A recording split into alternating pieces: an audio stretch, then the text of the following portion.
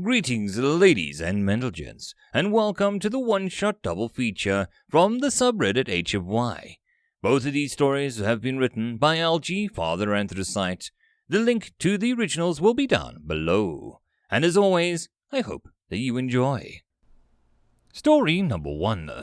Life-size Replica. You have got to be glorping kidding me. What kind of monstrosity is that? Asked the cargo bay manager as he watched the giant cargo loaders backing up a shipping platform from the belly of the cargo transporter.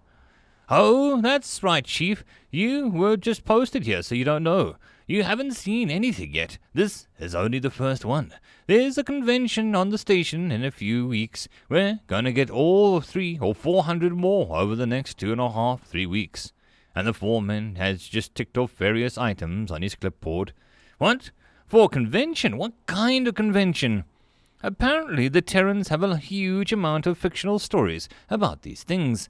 Once they were granted access to the GRQ's database of manufacturing techniques, they were actually able to build real ones, as they call them. The Terrans? Why am I not surprised?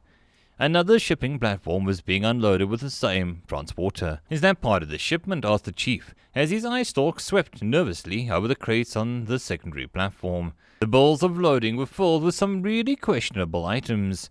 Don't worry, those are just accessories. The shipper and the owner have all the proper permits and clearances, said the foreman, as he waved the cargo loader to set down the platform in the corner of the bay. Does this have anything to do with all of those scrapped ships that have been getting towed towards the Lagrange points for the last few days?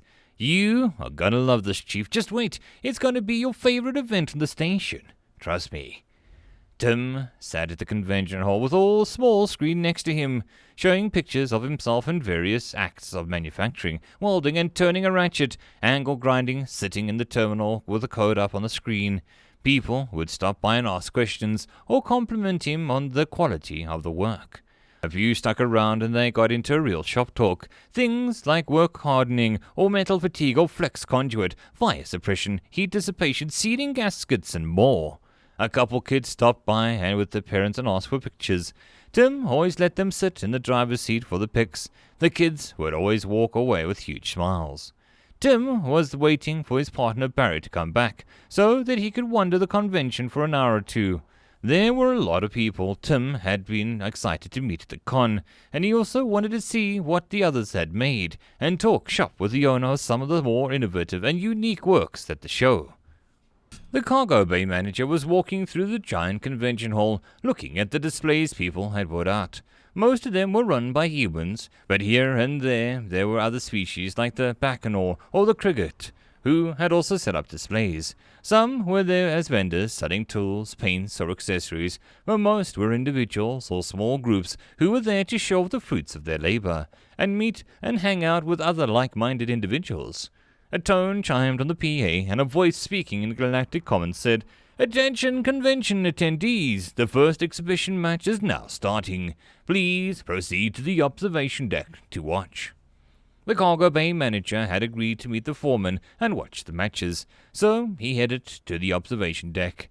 This was going to be one hell of a show.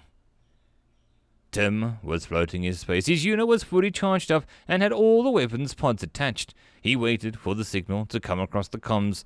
He had spent years designing and building the Black Lion. He had confidence in her abilities. He was going up against the Mega 3, and he ran a few last-minute checks, and sat breathing slowly, trying to keep calm until the match started. 3 short beeps followed by one long one signaled the start of the match, and Tim engaged the ion thrusters. The observation deck was packed with people. After searching for a few minutes, the cargo bay manager spotted the foreman saving a seat for him in the bleachers. The manager sat down and the foreman said, "Match just started. They're playing cat and mouse in the shipyard."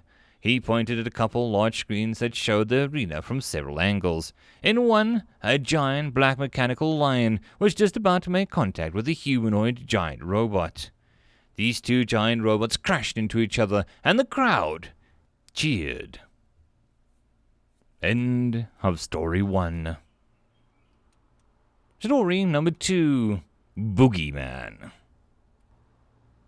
Janek was so bored. His mom said that the market was fun, but all the booths only sold food and clothes. He was standing at the edge of a crowd while his mom shopped for fresh perps. He was looking for a toy store or a junk peddler to check out what he saw, and the old Greblich woman pushing a cart full of books and compads and a cool little bric-a-brac. "Ma, I'm gonna go check out the stores. I'll meet you at the entrance in half an hour, okay?" Chenik said. "That's fine. Do you have your compad?" she asked, looking away from the pile of perps as she was digging through.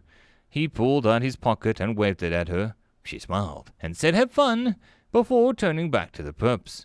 He took off at a slow gallop after the Greblich woman, who found her sitting in an empty corner. She eyed him briefly as he set out about her wares. "Come to shop, or just to look?" she said sternly. "Just look," he said. She nodded and fished out some of her wares. Chenik started to flip through the books and compads. After setting her merchandise out, the old lady sat in a chair and watched the crowd move past. Chenik saw a strange set of characters on a book and pulled it out of the pile. He opened it up and saw more symbols that he couldn't understand. He took it over to the old lady and said, "Granny, what language is this? I don't think I've ever seen it before." Her slitted pupils shifted from his face to the book in his hands. The pupils narrowed over so slightly. "It's Terran Common. That's a human book." Chenik gasped and dropped the book. The old Greblich woman snatched it out of air before it could hit the ground. "So you've heard of humans? Come for you at night if you misbehave," he said. The old lady started to watch the crowd again. "Not exactly. People say they live in space, out in the deep dark between systems. Supposedly, they originally came from the dirt and grew on a death world, where the gravity would crush most people. It's said that if you follow the law, you have nothing to fear from them. But if you do something bad, they find you, and then they come for you. No one knows what happens then. They always drag their prey away, screaming in terror. Back to the black ships, away into the silence and the deep dark, never to be heard from again."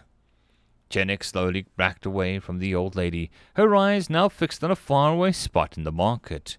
Once he was in the middle of the street, he turned and ran towards the entrance to wait for his mother. In the old lady's ear, hidden from view, a small comm device clicked on. "Jesus, Dave, I think you made the kid piss himself." So quietly that no one on the street could even hear, and barely move her jaw. And the old lady said, "I needed him gone." Target acquired. "Looks like the Blinglecht has been selling slaves after all. I'll get the beacon on him while I'm leaving. I need to get these contact lenses out. My eyes are killing me." Heading back to the ship now. Blinglecht had had a pretty good day. He had nearly been caught back by the Grizzly 4 and had managed to make it out into his cargo. He had even made a good ideal today, and the old Greblich woman hadn't even fallen over on him and his chest. It would have been a perfect day. She had weighed a lot more than he had expected, and she kept thanking both him and his client for helping her up. She had been very physical, rubbing her hands up and down both of their arms repeatedly as she thanked them. The Greblich custom. The Blinglecht was on his way back to the ship when, suddenly, he was surrounded by half a dozen bipedals, wearing black uniforms and GLQ insignia on their shoulders. "Blinglecht Friglish of the Dentec Prime, you are under arrest for crimes of kidnapping and sentient trafficking. Submit or be subdued." Each of the Galactic Legal Quorum peacekeepers held out some sort of device. Chenik was heading back to the transport with his mother when he saw it. 6 short bipedals were hauling someone out of the black vessel. The victim was being dragged by his collar by a single bipedal barely half his size, using only one hand. The man was screaming as he went into the ship, only to be cut off as the hatch closed. Chenik swallowed hard and swore to himself that he would never break the law as long as he lived. End of story number 2. And that, my friends, is the end of this Reddit Quickie. I hope that you enjoyed. If you would like to support this channel, there are numerous ways to do so, listed in the description down below. The easiest and best way would be to share this video and my channel as much as possible. I'll see you all in the next video, and I hope that you have a good one until then. Cheers. P.S. With all the changes in YouTube recently, it has become more a case of when my account will get banned rather than if my account will be banned, the same as everyone else. If you look down below, there is a link to my SoundCloud account where everything gets backed up. I recommend that you follow that account just in case something happens to this account. Other than that, everything will still continue as normal. Thanks. Cheers.